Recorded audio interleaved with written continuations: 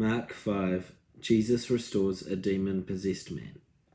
They went across the lake to the region of the Gerasenes.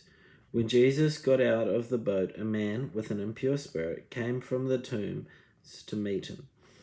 This man lived in the tombs, and no one could bind him any more, not even with a chain, for he had often been chained hand and foot. But he tore the chains apart and broke the irons on his feet. No one was strong enough to subdue him.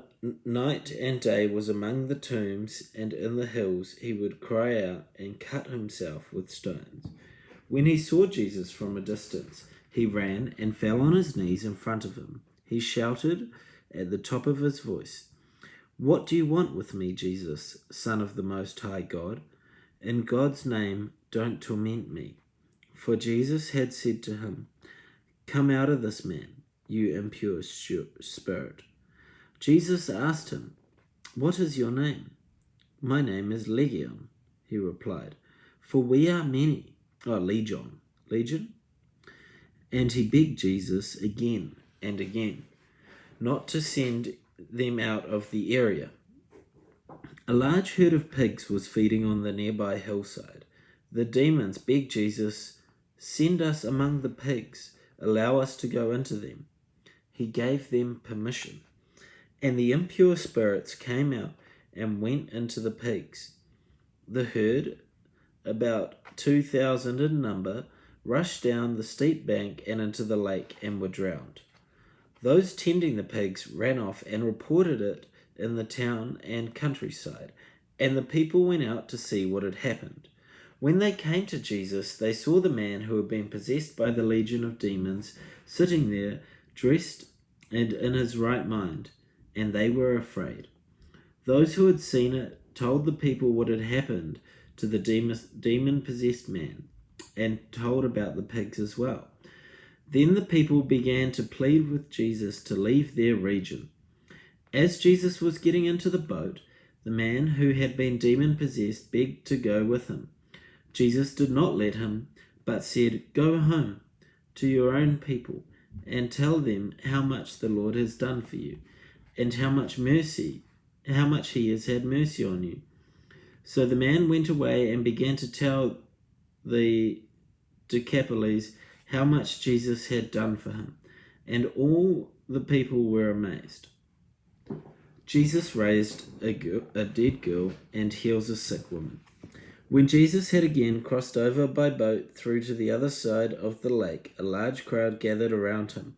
While he was by the lake, then one of the synagogue leaders named Jairus came, and when he saw Jesus, he fell to his feet and pleaded earnestly with him.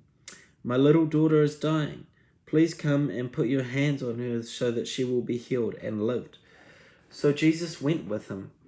A large crowd followed and pressed around him, and a woman was there who had been subject to bleeding for 12 years. She had suffered a great deal under the care of many doctors and had spent all she had. Yet instead of getting better, she grew worse. When she heard about Jesus, she came up behind him in the crowd and touched his cloak, because she thought, "If I touch his clothes, I will be healed." Immediately her bleeding stopped, and she felt in her body that she was freed from her suffering. At once Jesus realized the power that had gone out from him. He turned around in the crowd and asked, "Who touched my clothes?" "You see the people crowding against you," the disciples answered, "and yet you can ask, 'Who touched me?'" But Jesus kept looking around to see who had done it. Then a woman, knowing what had happened to her, came and fell at his feet, and trembling in fear, told him the whole truth. He said to her, "Daughter, your faith has healed you.